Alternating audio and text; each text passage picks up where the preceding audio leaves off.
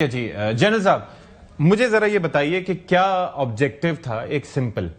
اور ایران کیا کرنے میں کامیاب رہا اور کہاں پر اسے اور زیادہ ظاہر ہے کہ نقصان تو بہت بڑا ہوا ہے. آیت اللہ خامنائی کا اس طرح سے جس طریقے سے ان کو قتل کیا گیا، شہید کیا گیا، اپنی جگہ ظاہر ہے شہادت کی موت ملی، لیکن پھر بھی پہلے ہی حلے میں جس طرح سے ہوا، تو کیا ایک جانب اتنی ریزیلینس کہ ہار ماننے کو تیار نہیں، اور دوسری جانب اندر اتنی انفلٹریشن سے زیادہ میں انفیسٹیشن کہوں گا، آپ کیا کہیں گے اس پہ؟ جی thank you very much Ashfaq Sahab for having me, اور میرا سینیٹر صاحب کو اور احمد کو بہت سلام.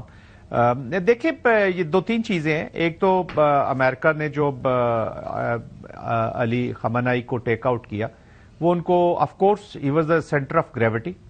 پورے سسٹم کا، کیونکہ ایران کو جو باقی ملکوں سے یا جو پہلے بھی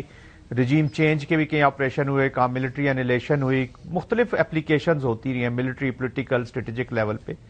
لیکن ایران کو ہمیشہ سب نے کمنٹری کر کے یہی کہا اور سب نے یہی انالائز کیا کہ یہ ذرا ڈفرنٹ سوسائٹی ہے،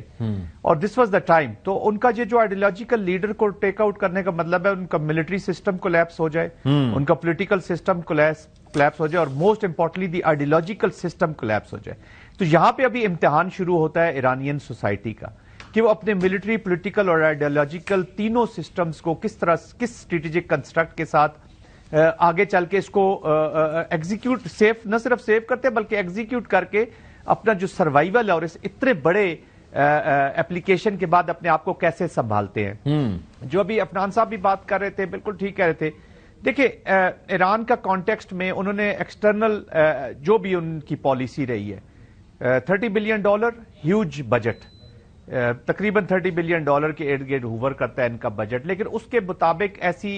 ڈیفینسو جو اپنی ان کی اسٹریٹجی تھی وہ تھوڑی سی ویک لگی، کہ وہ صرف ایک ہی ڈومین میں جو میجر ڈومین ہے اس میں ابھی آپ کو پرفارم کرتے ہوئے نظر آ رہے ہیں. باقی انٹیلیجنس فیلیئرز سامنے نظر آ رہے ہیں، ملٹری فیلیئرز نظر آ رہے ہیں، ایئر ڈیفنس ایگزسٹ ہی نہیں کر پا رہی، اور اس نے پھر سٹریسز کریٹ کیے. تو وہ جو تینوں سسٹمز کو جن کا میں ذکر کر رہا ہوں، پولیٹیکل، ملٹری اینڈ آئیڈیالوجیکل، ان تینوں کو ابھی تک خطرہ لاحق ہے. یہ خطرہ ٹلا نہیں ہے، ایوالونگ سچویشن ہے، کیونکہ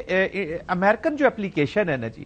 یہ بڑی زبردست، اس کے ایک تو مقاصد ہیں ڈائریکٹلی ایران کے خلاف، پھر دوسرا ری شیپ کر رہا ہے پورے مڈل ایسٹ. ایسا ہی ہے وہ مڈل ایسٹ جس کو پہلے انہوں نے ایران سے ڈرائی رکھا، پھر سیسا کی جو بیٹلز ہوتی رہی، آپ 80s سے اگر چلیں، عراق، آپ نے عراق کو سپورٹ کیا ایران کے خلاف، پھر آپ عراق کے ساتھ لڑائی شروع کر دی اور ایران کو بالکل چھوڑ دیا. اگر وہ نیوکلیئر یا پاورفل ہو رہا تھا اس پیریڈ میں کسی نے ایران کو نہیں پوچھا.